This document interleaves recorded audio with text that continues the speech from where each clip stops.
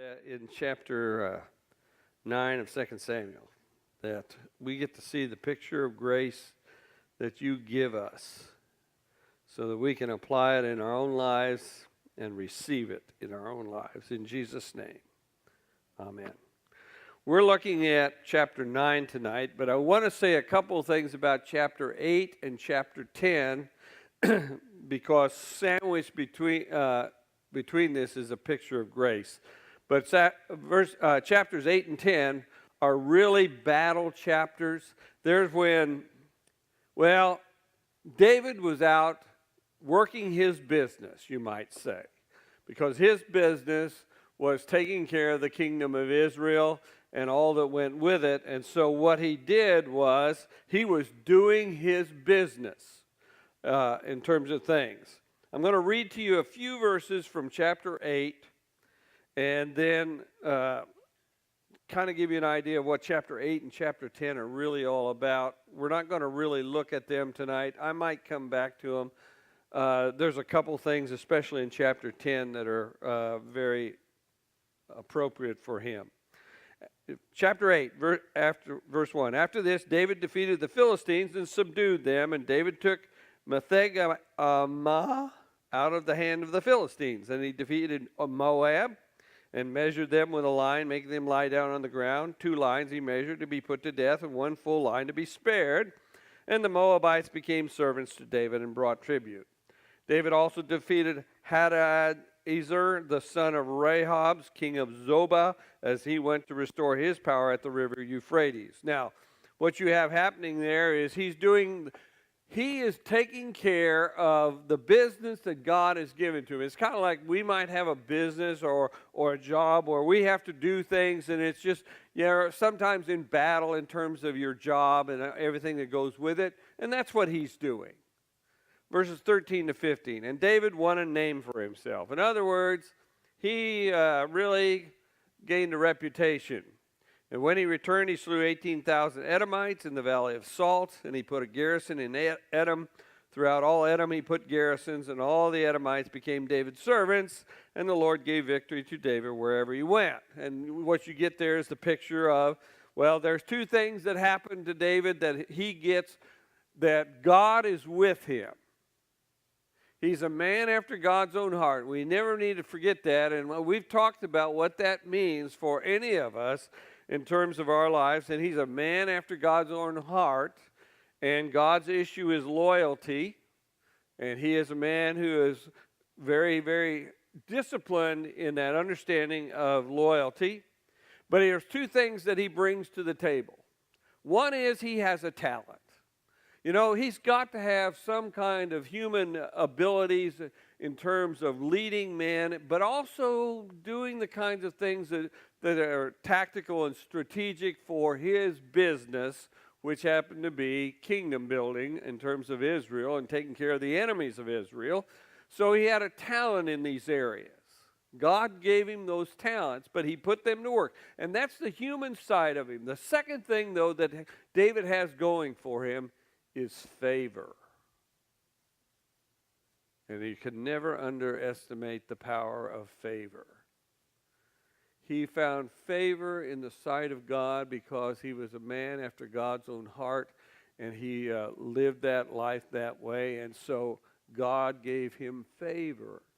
And when you have favor, whether you're talking about the favor of God or the favor of man, you can do things that other people can't because there's some kind of grace covering on you. And he had favor as well as just talent. God was with him in all that he did. And in chapter 10, you have the same kind of thing going on in terms of him taking care of the business of his life. And we all have kingdoms. And we need to remember this. We all have kingdoms, and we have the business of our lives that we take care of. And it has to do with everything that has to do with our families, maybe our jobs, maybe our businesses, maybe our leisure, or all this stuff together. It makes up our kingdoms. And David was taking care of the business of his life. And it was the business that God had given him, because God had said, I'm going to make you the king. I'm going to make you the president of the company. I'm going to make you the boss in this particular area in terms of your life. And he does that. He was a man who made a name for himself because God's hand was on him.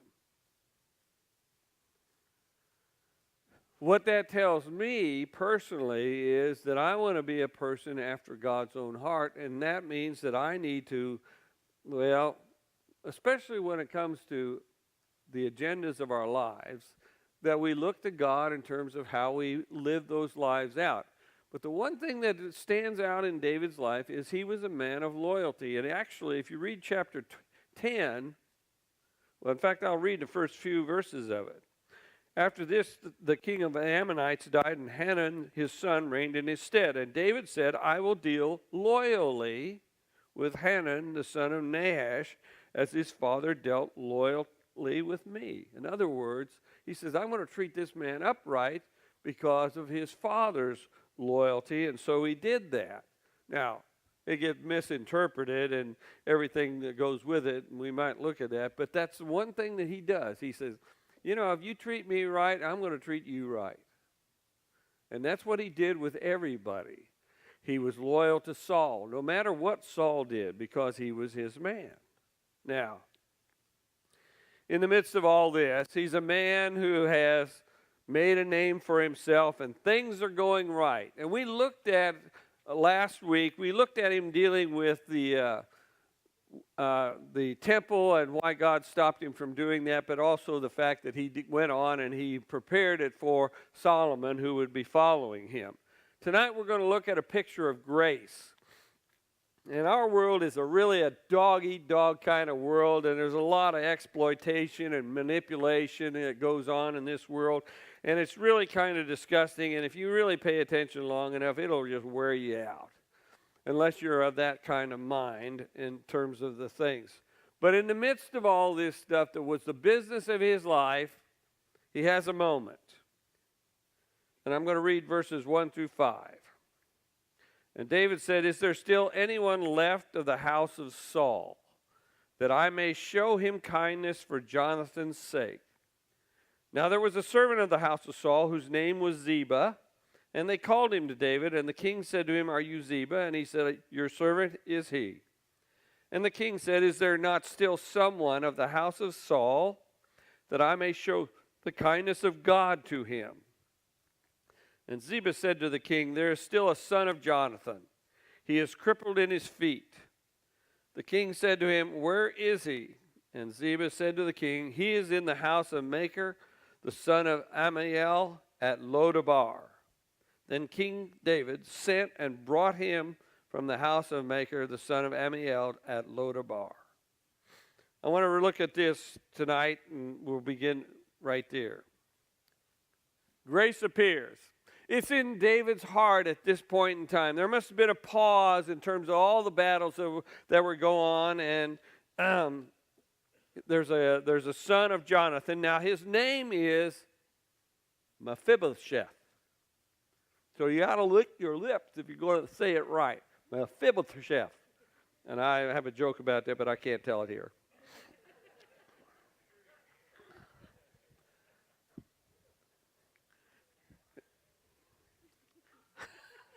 I'll tell it to you in private if you ask me. Happened on the banquet weekend. That came to me. Anyway, here we have David. He's lived for a while. He's probably 40 to 45 years old. And we've watched him during this time. Now he's in the midlife in terms of things. His business is going well. Every fight he ends up in a battle with in terms of his business, which is the kingdom, you know, he kind of wins.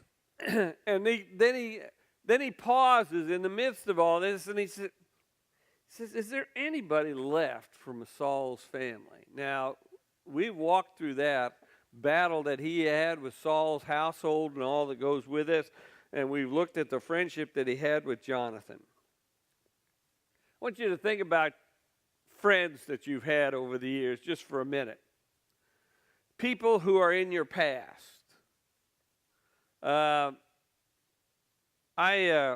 I left Decatur. I grew up here in Decatur, and I left Decatur for 30 years.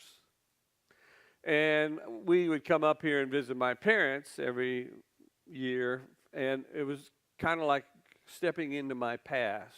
And I would look up old friends that I had, and I remember I remember going to see one guy, and I looked into his window. I was going to knock on the door. I said, "Oh my God, that's his father!" And no, it was him. We'd both aged enough, and he just looked like just like his dad. Anyway, but if you think about friends coming back into time period, now I was down at a church in Kentucky for 23 years, and I developed a lot of friends down there, and they were friends that were in my age group and stuff in terms of how we lived down there. And I think you think back of them every so often. You think, you might be sitting something. I wonder what Weber's doing right now, and I would just ponder that, or somebody like that I knew back then, people in your past. Well, that's kind of what's going on here. David pauses.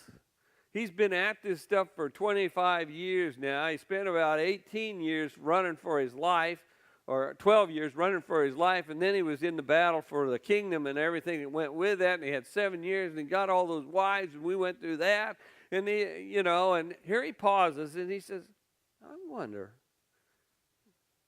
is there anybody out of Saul's family or still around here?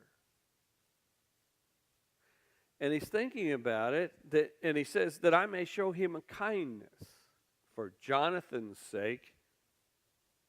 Now, Jonathan was his best friend, and he was Saul's son. And Jonathan stood by David even though Saul, his father, was out to kill him. And so he's thinking about that, and we're going to look at a couple of things that happened with him and Jonathan, but he's thinking backwards. When you're in your midlife, you think back and you think about, well, what's going to be out in front of me in terms of that. And anyway, he said this word kindness here. I don't know, what has anybody else got a different word than kindness in here that I may show a kindness for? It's a little bit more powerful than the word kindness in here. It could be grace, but it's even a little bit more than just grace. It's grace and mercy. Is there anybody in Jonathan's house, Saul's household, that I can do something for? Now, one of the things you need to understand here, David's the king. He has his own kingdom. It has nothing to do with the person that ends up in his household that is Jonathan's son. This king decides to show grace.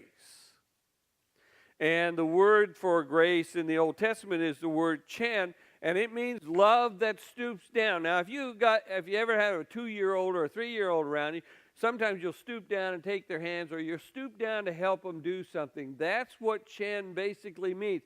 It is grace that stoops down, bends over, and helps someone. It has nothing to do with the other person. It is not performance related. There's nothing that this person can do for David.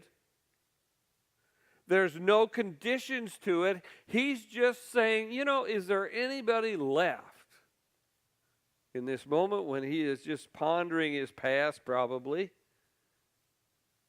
Somebody I can show grace to. And you notice here the important thing, for whose sake? Jonathan's. Not Saul's, but Jonathan's sake. Now I know this is the loyalty of David to Jonathan that is coming forth here. And that has to do with the grace that he is about to show. And one of the principles that it comes down to right here is it is not what you know, it's who you know. We talk about that in our society a lot. Is that, you got to know the right people. Well, if you want to get ahead in the world, you got to be connected to somebody. Well, there's a lot of truth in that. It's not what you know.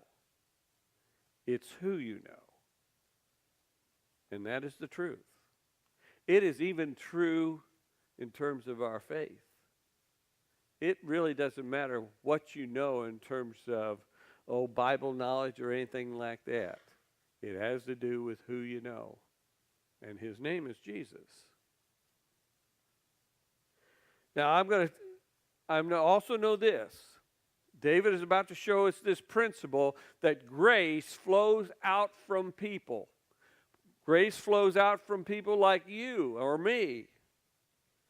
And his grace will flow over other people because of that. Now, the reason that this is going to happen here is because of Jonathan. David is going to show grace to Jonathan's son. Now, I have a pastoral relationship with people who are members of this church. And there's an umbrella of influence that you have as members of this church. And your grace extends over people that aren't members of this church. Let's say, I'll give you an instance. Let's say you have a husband or a wife, you have a spouse who is not a member of this church. If that spouse ends up in the hospital or something and I hear about it, guess what? Your grace extends to that person. And therefore, I will go as pastor of this church because I'm in relationship with the people in this church. I will go to the hospital and visit that person, your spouse, because of that grace that you have. If you come up and say, hey, Jack, can you go visit this person in the hospital? And they're not even related to the church. They're not related to you or anything. And you ask me to do that. There's a very good chance that your grace will be extended through me, that I will end up seeing that person in the hospital. And this is just a small example of how our grace moves past us. You see, we have umbrellas of influence. All of us do in some form or fashion. And so that's what's going on here. There's an umbrella of grace that extends from Jonathan to his son in terms of this. If you read the story of Abraham, when Abraham was talking to God, by the way, I'm going to talk about that not this Sunday, but next Sunday, how you wait upon the Lord. But God shows up with a couple of angels in his backyard, and he serves them dinner and he waits on them like a waiter waits on them. And God's talking to the two that are with him, and I'm not sure it's not a picture of the Trinity right there, but he says, I'm not going to keep from Abraham what I'm going to do down in Sodom and Gomorrah. I got to tell him. And so he does. And so Abraham really enters into intercessory prayer for Lot's sake, who is down in Sodom and Gomorrah. And it says that when God destroyed Sodom and Gomorrah, Lot was taken out of there by the angels, helped him get out of there. And it says in chapter, 19, I think, and Lot was saved because of Abraham. In other words, the grace of Abraham extended over his nephew Lot. And we need to understand that that's something that we carry with us, is the grace. You see, there were two promises, and I'm going to show you what they are. In 1 Samuel chapter 20, 1 Samuel chapter 20, verse 13 and following is the first part of the promises. Now, David is loyal. You need to keep that in mind. That is the one thing that he carries with him. Chapter 20, verse 13. Jonathan is talking to David. But should it please my father to do you harm, the Lord do so to Jonathan and more also, if I do not disclose it to you and send you away, that you may go in safety. In other words, if my father's coming after you, I am going to make sure you know about it. May the Lord be with you as he has been with my father. If I am still alive, show me the loyal love of the Lord that I may not die. In other words, don't kill me just because my old man's a jerk. And do not cut off your loyalty from my house forever. Notice the word is loyalty. When the Lord cuts off every one of the enemies of David from the face of the earth, and you might put in parentheses, including my father, by the way, Saul, let not the name of Jonathan be cut off from the house of David. And may the Lord take vengeance on David's enemies, parentheses, you might as well put in there, and that includes my father Saul. And Jonathan made David swear again by his love for him, for he loved him as he loved his own soul. You know, they were best friends. But there's a covenant relationship that happens here. That Jonathan says, listen, I'm going to try and save I'll let you know, because I think you're going to win this thing anyway, but I'm going to help you do it, even though my father's out to get you. And he says, but when the day comes, don't let my family be cut off. And that's the deal. Now, it was the custom of kings to kill all their rivals. You know that? Kill the family, kill everybody out there so nobody can come back on you. By the way, this happens modern times, very much so. It happens in businesses. Sometimes when a new CEO comes in, he'll clean house. And what he's doing, he's getting rid of all the people that were with the previous guy. I've seen it happen in churches. When the pastor leaves, the new guy comes in, he cleans house. Kills the rivals, you might say. I've seen this happen regularly. It has seemed to be standard procedure in a lot of different ways in terms of when you have a change of administration in terms of government, especially if it's a change in parties, guess what? All the people who are hired by the previous guy get canned because the new guy's cleaning house. And he wants people that are loyal to him. So when Jonathan asks this of him, it's a big deal. That's the first thing.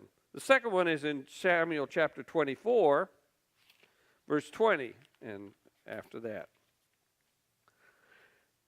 Now this is Saul talking to David. And now, behold, I know that you shall surely be king, and that the kingdom of Israel shall be established in your hand. Swear to me, therefore, by the Lord, that you will not cut off my descendants after me, and that you will not destroy my name out of my father's house. This is Saul talking. This is not Jonathan. And David swore this to Saul. Then Saul went home, but David and his men went up to the stronghold. By the way, if you go through what we've been through in terms of the battles that he had with the house of Saul, he never went on a pogrom to kill all of Saul's people. David didn't do that. Their war raged for a lot of years. But you notice here in this one that when David's pondering this stuff, he's not thinking about Saul. He is saying, whose sake is grace shown to here? It's Jonathan in 2 Samuel. There is no grace here towards Saul. But he has kept his promise. He hasn't gone out on a pogrom and killed all of Saul's family. He didn't do that. Now there's a physical picture in here of a spiritual truth. And it's still, you notice that David says, is there anyone left? Not someone in particular, not someone who is worthy of kindness. Is there anyone? So in other words, the grace goes out, and what makes this significant might have been, well, when grace comes to you, it might have not been because of you. it very easily may be because of your spouse, or it may be because of your parents that grace comes to you. See, there is nothing in Mephibosheth's life that would say he should receive grace. It's not that he's not worthy, it's just that there's nothing there. He is just himself. But the grace that comes to him comes from his ancestor. And in our lives, we need to understand something about this. Sometimes the grace that we receive really comes from somebody else. I know this, that when I go into a hospital and I go to visit somebody because one of you asked me to, has nothing to do with them at all. It has to do with the fact that you and I have some kind of a relationship, and you had influence with me, and I said, okay, I'll show up. And I go see that person. It has nothing to do with them. It has to do with somebody else. It has to do with you if you ask me. I've done that with spouses, too, of people who are members of this church. Been doing it for years. And they never know. They just think I'm being nice to them. It has nothing to do with being nice. It has to do with the grace of their spouse. Or somebody's brother or sister, you want me to talk to them, and I said, it's one of those things. I had somebody write me a note that says, don't give up on my husband. Well, I haven't. But she asked me not to give up. And that makes me an agent of hers. Okay? We need to understand that the grace comes to us a lot of times not because we deserve it or anything like that. It's because somebody else is actually the reason we're receiving grace, and we may never even know it. That makes you significant, by the way. It also makes whoever has been grace to you significant as well in terms of your life. And these are little things that are behind the scenes here. We don't think about this as we read this, but David just said, he's got a day off or something. He says, I wonder if there's anybody left in Saul's family or Jonathan's family. So they go looking for it. Of course, when the king speaks, it's law. He says, well, find somebody. And so they go looking. And so then, is there anybody? And there he is. Verse 3 here. Where are you? Verse 3. And the king said, is there not still someone of the house of Saul that I may show the kindness of God to him? And Ziba said to the king, there is still a son of Jonathan. He is crippled in his feet. And Ziba basically was saying to him, now he knows about Mephibosheth, and he said, David, you might want to think twice about this here. He's not very kingly. He's an invalid. And that word kind of works. He's invalid. And I don't know if you want to even mess with him. He doesn't carry himself very well at all. He's crippled up. And I don't know if you really want to share your reputation with him. That's what Ziba's saying here. He's crippled up. Now, the fact of the matter is, I know this. Some of us, maybe the majority of us, are cripples, aren't we? It may not be physical, but we can be crippled emotionally or intellectually or spiritually by things that have happened to us in our past. You notice here it says that he's still a son of a Jonathan, but by the way, he is crippled in his feet. By the way, you know what happened to him? We're going to look at that too. Somebody dropped him when he was young. They were running away from the battles of stuff, and they dropped him when he was a baby. And it crippled him up. I've known some of you people, I won't even say, some of you may have been dropped on your head. I'm sorry.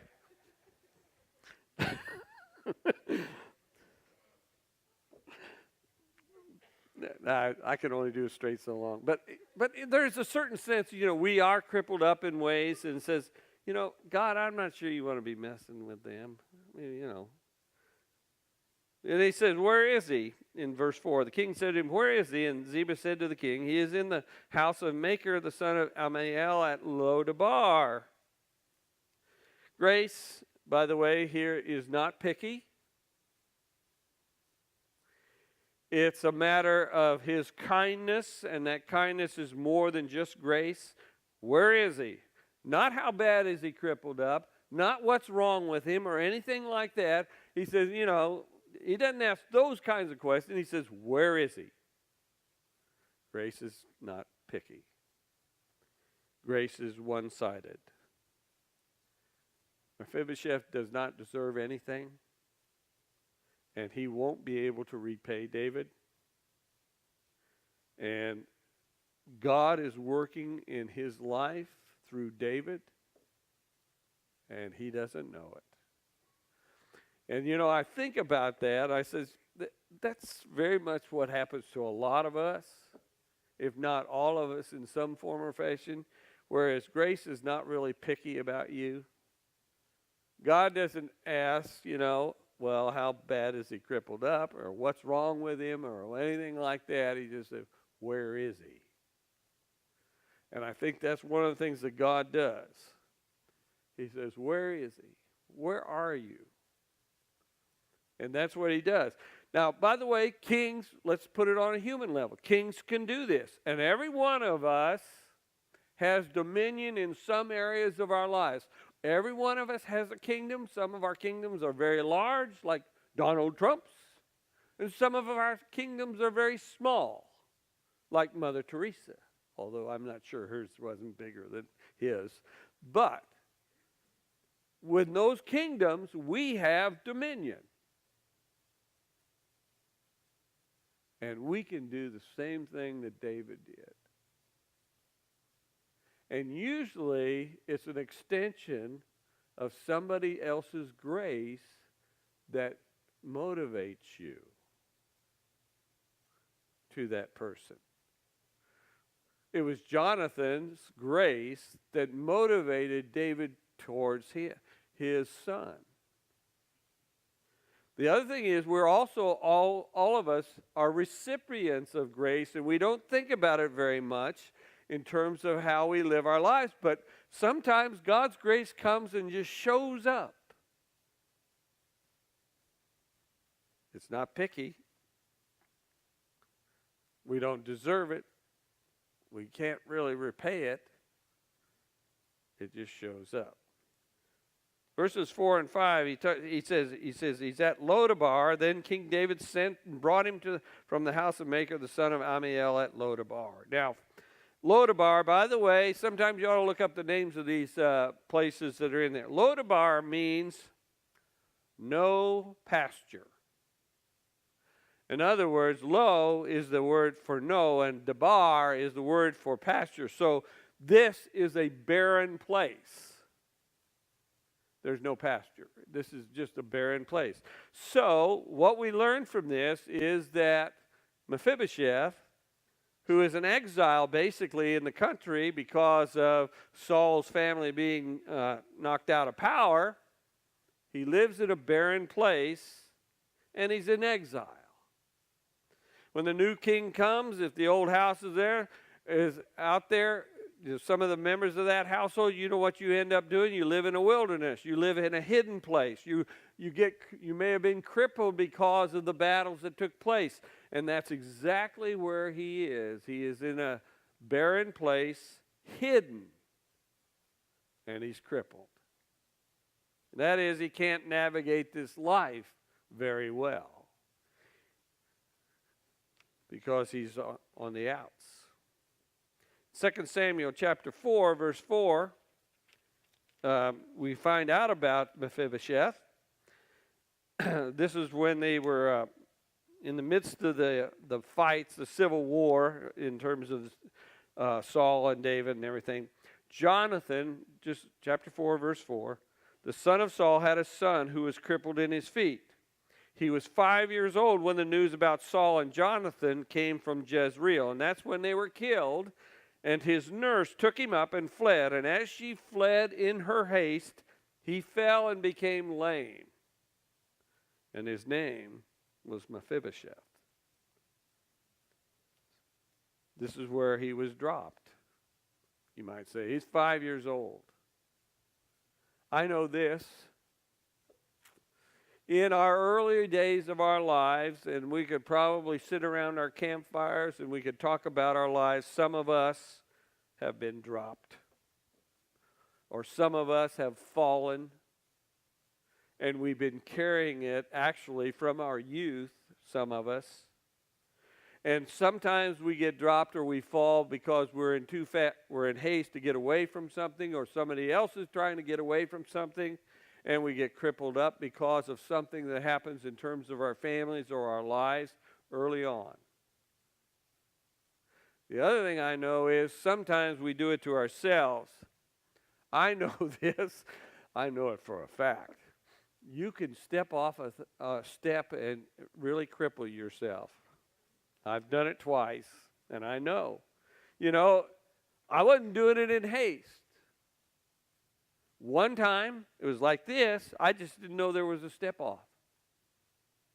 And I thought it was a flat surface, and I went down and tore my Achilles tendon. The second time, it was pitch dark. You know, and sometimes in our lives, it's pitch dark. If you take the wrong step when it's dark in your life, you can end up crippled up. Anyway, that's what this young man, he was dropped when he was 5 years old, or he fell or did something and he crippled himself up. And that's where we find him. And buddy, I know this truth, that if we were to sit around our campfires and we would get real honest with one another, a lot of us are pretty crippled up in some areas of our lives, and it just doesn't show. In verse 5 and 6 here, it says, and David said, King David sent and brought him to the place, and Mephibosheth, verse 6, the son of Jonathan, son of Saul, came to David and fell on his face and did obeisance. And David said, Mephibosheth. And he answered, behold your servant. Now, I want you to think about this, because you get it out of the Bible. Okay, the king wants to see you, and you're part of the opposition. Really? The king then is your enemy. Now, what's going on in his mind, Mephibosheth's mind? Now it says, whoa, I got to go to the government. And I'll tell you what I expect he was expecting, because they went and got him, okay?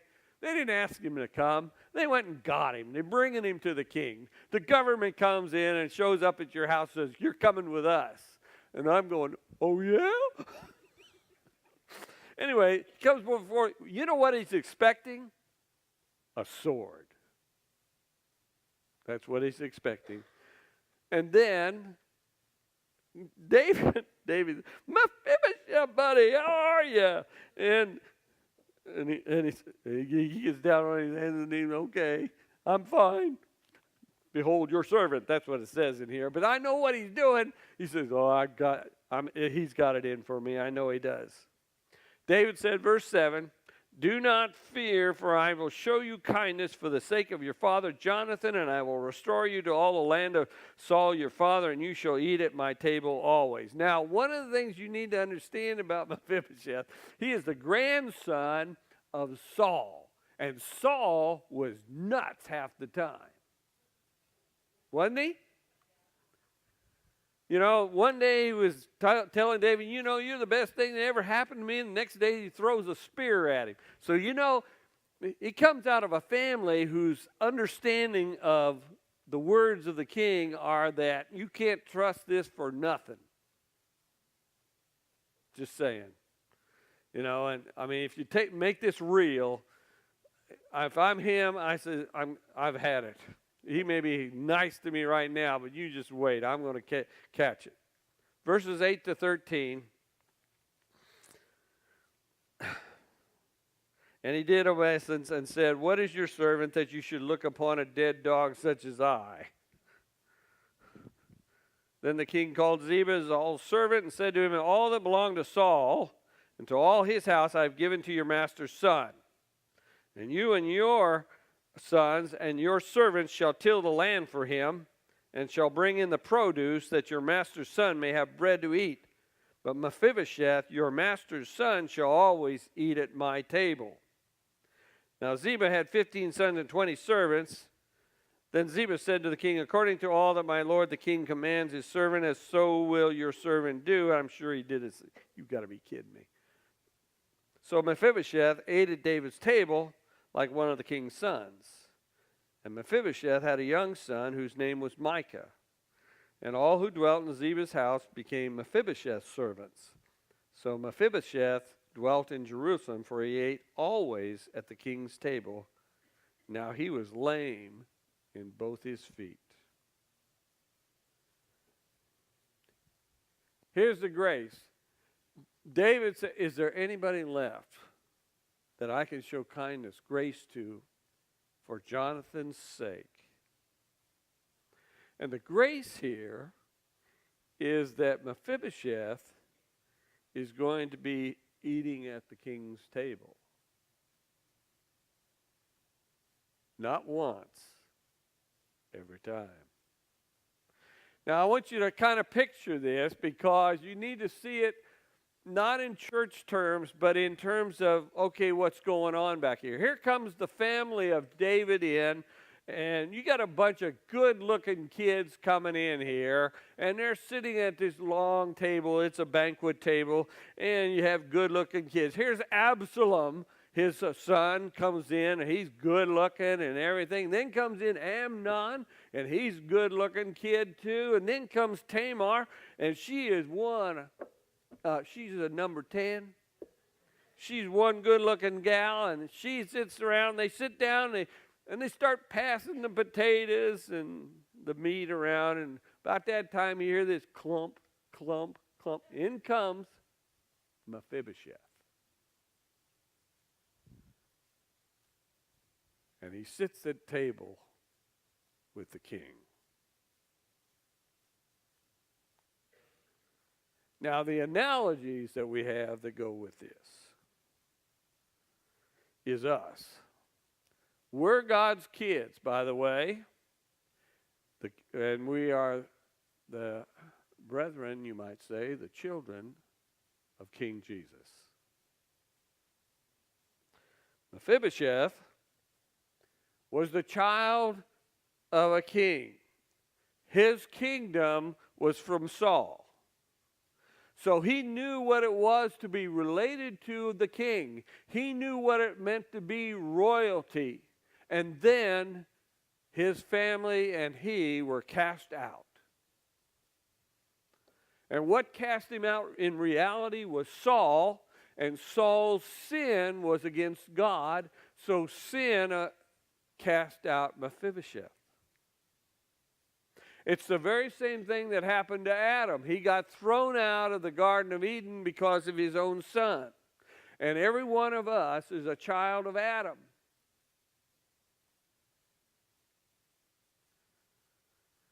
And Mephibosheth, that's the first thing, is we're like that. We are like Mephibosheth because we're all children of Adam, and Adam was cast out. He was the king in the garden. That was his kingdom. And because of his sin, he was cast out, and we're all children of that person. The second thing here is that in the being cast out from the kingdom, he fell and he became broken as a human being. Now, I know this. When sin came, Adam was broken. And he went into hiding, by the way, and that's kind of like Mephibosheth. He was in hiding at Lo-debar, which means a place where there's no pasture. It's a barren place, but he was hiding from the king. He was hiding. We became spiritual cripples through the work of Adam in terms of our sinfulness, and we are also in hiding, because one of the things that happens with sin is, first off, we commit it, then we lie about it, and then we hide.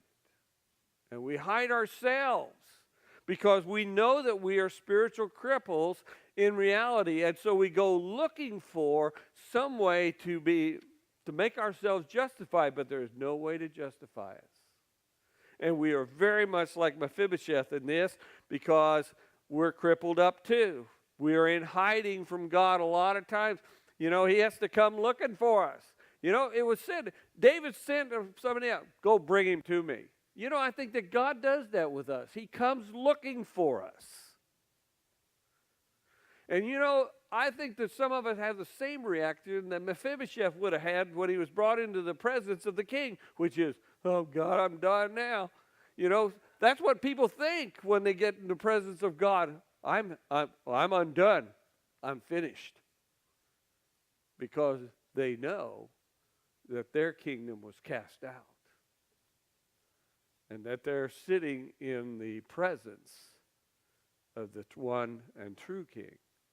And I run into this with people all the time, people who are crippled up, and they really want to hide from God, and yet he comes and he gets them. And I think that's a good picture for us as well. Fourth thing is, he's crippled. He's crippled up, and he deserved nothing. When he comes into the presence of king, he offers nothing. There is nothing about him that is worth anything. He didn't even go looking for the king. He was in hiding for the king. And it's like us. We come and we're crippled up in terms of our lives, and we can be crippled up because somebody else did it to us, or we can do it to ourselves through our own sin, or maybe it's just a happenstance of the world around us. What happened to Mephibosheth? They were running away, and he fell and hurt himself, crippled himself up. And that's what you see here. He brought nothing to the table, so to speak. There has no good word about him whatsoever. God just takes us the way we are, crippled, and all the stuff that's been going on in our lives. And he gets summoned before the king. And sometimes I guarantee you, some of us get summoned, don't we? I don't know if you've ever been summoned before God, but I have. I need to talk to you. Okay, here I am. And he probably didn't say it like that anyway. He probably said, I need to talk to you. But it sounds like when you're where we are, yes, Lord. That's the way he was. But he takes us the way we are. David takes Mephibosheth from a place of barrenness to a place of plenty in the presence of the king. Now, do I have to do a whole lot of translation for you? It says, God takes Jack from a place of barrenness in terms of my life, a wilderness place in my life, to a place where there is abundance, where I sit with the king. And what he does here, you notice what he does with Mephibosheth? He says, do not fear, I will show you kindness for the sake of your father. He says, you're going to eat at my table always. Then the king says to him, all that belong to Saul and to all his house, I have given to your master's son. He's talking to Ziba on that. All that belongs, to Saul to his house. I have given to his master, and your sons and your servants shall till the land for him, shall bring in the produce, that your master's son may have bread to eat. And he keeps going on. And what he is doing here, he is not just showing a kindness to Mephibosheth, grace, unmerited grace dumping on him, but he is also doing this, restoration. And for some of us, that's what we need when we come into the presence of the King. We need restoration. Because some of us have been out there in the wilderness, in a barren place in terms of our lives. We may even be in hiding from God and from the world itself. And he says, you need to be restored to who you are as one of my people. And that's what he does for Mephibosheth. He takes him from that barren spot and he says, I'm going to restore your house. For Jonathan's sake, the grace of Jonathan, he restores his house. And that's what Jesus does for us as well. He will take us out of our barrenness, sometimes from our hiding place, and then he sits us at his table, and he'll say, now I'm going to restore you to fruitfulness. And it's moving from deprivation thinking, which is how do I exist in this world because I'm in a barren place and I'm hidden from the King and I'm hidden from the world around me. How do I go from that kind of thinking to abundant thinking where I get restored, I become a king in my own right over all my stuff, and then, well, you know what? You can actually do what David did. You can extend a kindness to someone who is related to you in some form or fashion when God brings it to mind. Another thing about this here is that Mephibosheth was adopted into the family. I continually see that table where they're sitting, where there's Amnon and Absalom. These are really good-looking dudes because, you know, I guarantee you that all of David's wives were good-looking. And we know that he was handsome and ruddy because the Bible says so. Therefore, all these kids are going to be, you know, 8s, 9s, or 10s, or whatever. Right? At least that's the way I see it. So they come in there and they're sitting at the table, and he comes in and he's crippled up and he's sitting at the table. But I want you to know something. He was adopted into the family because he says, you're going to be sitting at my table forever. You are part of my family. And adoption, one of the things that we are as God's people is we are adopted into the kingdom. The Jewish people were born into the kingdom. But we were adopted by grace through Jesus Christ into the kingdom. Somebody, I don't know if I have any of you who are here who have been adopted, but I'm going to tell you something about this. It's one thing to be born into a family. It is another thing to be adopted, because when you are adopted, you were chosen. I know this. When I was born, my dad probably looked at me and said, well, I didn't adopt that one. I know that much. You know, in reality, adoption is a decision. And that God made that decision with us. You're not born into the kingdom. You are adopted into it. Grace is different for adoption. I was born into my family, but it wasn't by choice. But if you were adopted, it was by choice. So in other words, he was adopted. He was chosen to be at that table and to be a part of that family. And we got to go back. And the human side of this animal is he had a kindness in his heart. David was a king who had grace in his heart, and that grace was extended to Mephibosheth because of his friendship and loyalty with Jonathan. And that's the human side of this animal. And both of them play into it. And I know this about Mephibosheth. Every time he walks into that big banquet hall and he comes to the meal, he is reminded of the grace every time he sits at that table. Nobody will ever say anything again after that day. But he is reminded of the grace that David chose him and took him out of his hidden, barren world and loved him enough and gave him a place at the table. And that's the fact for us, too. God chose you. And he takes you out of your world, whatever that world is, where you may have been living in a barren wilderness place, and you may actually have been in hiding in some ways, and he loved you enough, and he gave you a place at the table. And one of the things that is a constant reminder also to Mephibosheth is he's crippled. There is something that has happened to him in his life because of the sins of his grandfather and all the battles and probably all the sins that were going on, and really may not have had a lot to do with him, but sin was what crippled him up.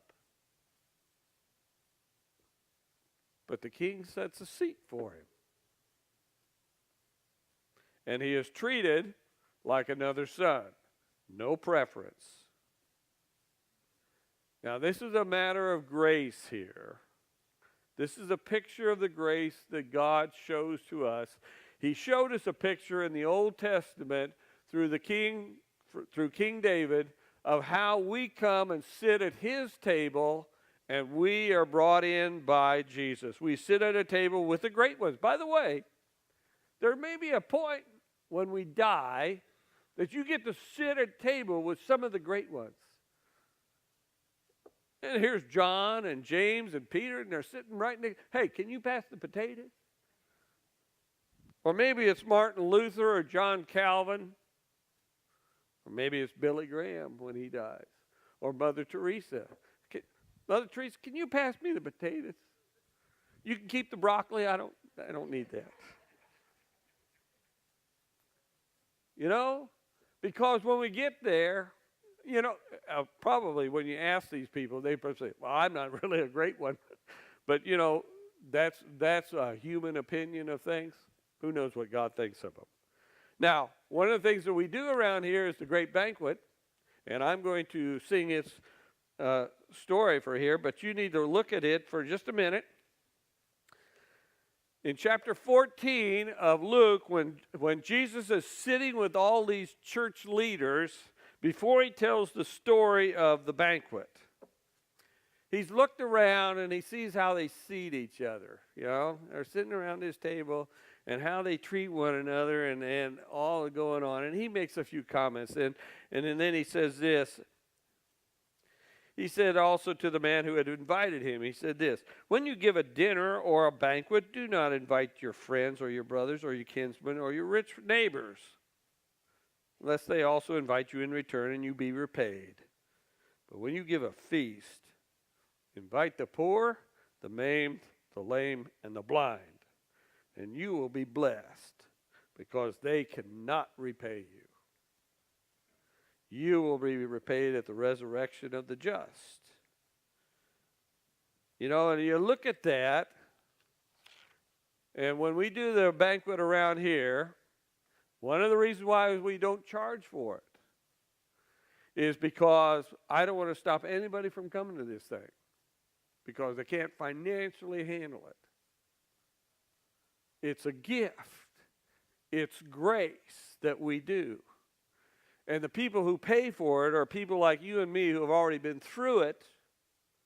And we take care of those.